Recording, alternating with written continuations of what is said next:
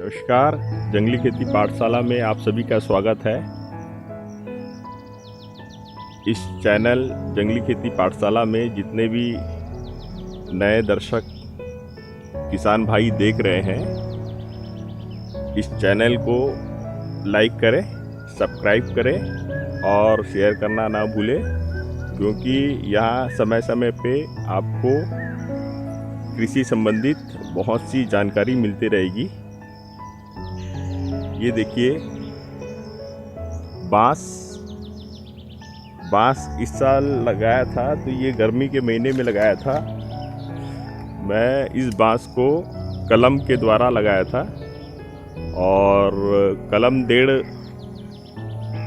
डेढ़ से 2 फीट का कलम था और उसे एक छोटे से गमले में लगा दिया था। तो कम से कम 3 साल गमले में रखा। 3 साल गमले में रखने के बाद इसका जड़ पूरी तरह से परिपक्व हो गया था। और देखिए, लगाते समय 1 2 3 4 बल्ली निकले हैं।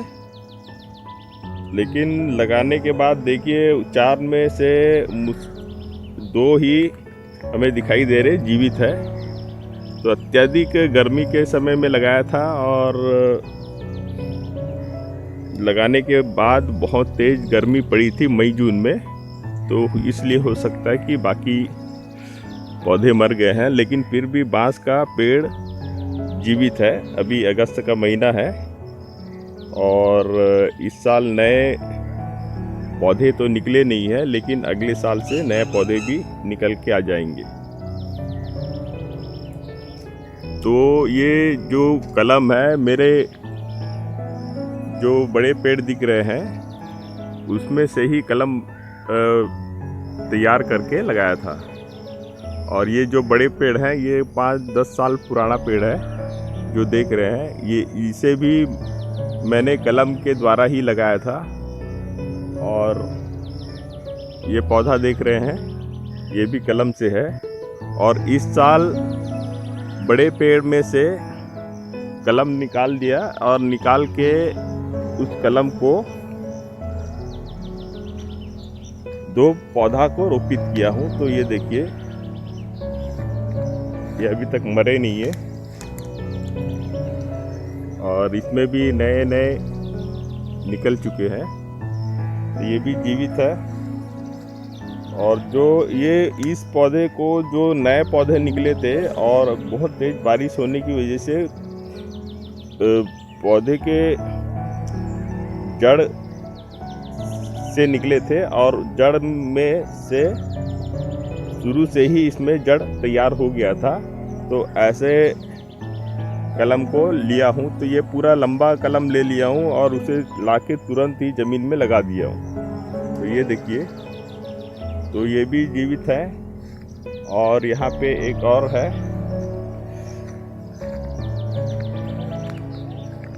देखिए ये भी पूरी तरह से जीवित है। थोड़ा से कमज़ोर दिख रहा है, लेकिन ऊपर पत्ते आज भी है। तो इस साल देखते हैं कि 2 नए पौधे कैसे जीवित हमें मिलते हैं या फिर मर जाएंगे। हर साल अगर बांस की हमें अपने फेंसिंग में, किनारे में, मेड़ में, ये मेड़ है तो मेड़ में लगाना है, तो किसान भाई हर साल इसका रोपण जून 25 के बाद से जुलाई तक कर लें। ये जून और जुलाई का महीना लगाने का सर्वश्रेष्ठ महीना है। इस महीना में हमारे छत्तीसगढ़ के किसान भी बड़े बड़े पौधे रहते हैं जो बांस कट गए रहते हैं, तो उसका खूंटा को जड़ सहित उखाड़ के उसे लगा देते हैं।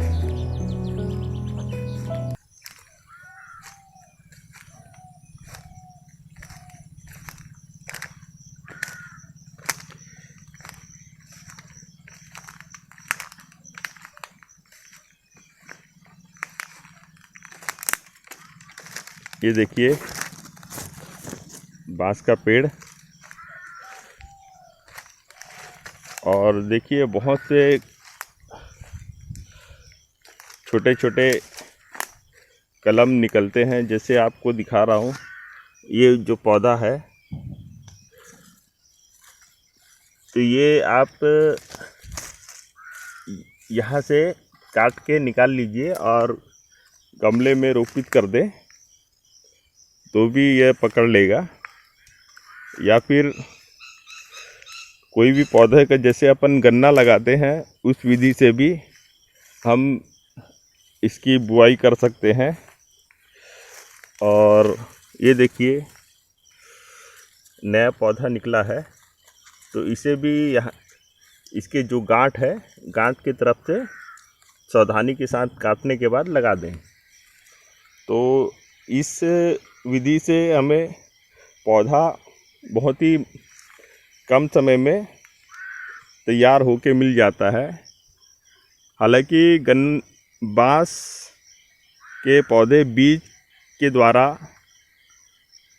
भी लगाया जाता है, और बीज के द्वारा लगाने से हमें 5 से 6 साल लग जाएगा, और टिश्यू कल्चर से भी लगता है। तो सर्वश्रेष्ठ विधि यही है कि जो भी किसान बांस लगाना चाहता है, इस तरीके से बड़े जो कटे हुए बांस रहते हैं उसको जड़ से ही उखाड़ ले, और जड़ से ही उखाड़ के अन्य जगह में लगा दें।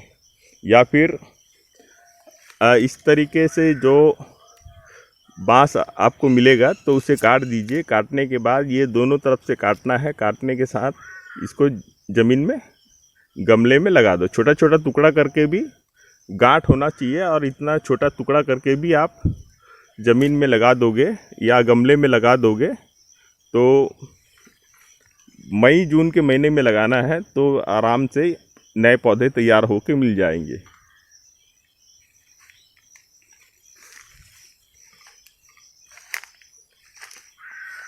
ये जो विशाल बांस का भीरा दिख रहा है, ये भी सीमेंट का जो कैरी बैग होता है उसी में कलम के द्वारा लगाया था, और लगाने के बाद कम से कम 3-4 साल तक कैरी बैग में था।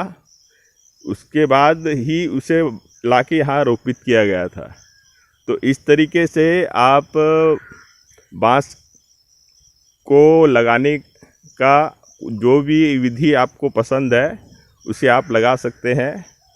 आस पड़ोस से छोटे छोटे बांस के गन्ने लगाने की विधि के जैसे लाके कैरी बैग या गमले में लगा दें, और उसके उपरांत 2 से 3 साल रखने के बाद ही आप इसे ज़मीन में लगाएं, ताकि दीमक का प्रकोप इस पौधे में ज़्यादा ही शुरू के समय में रहता है।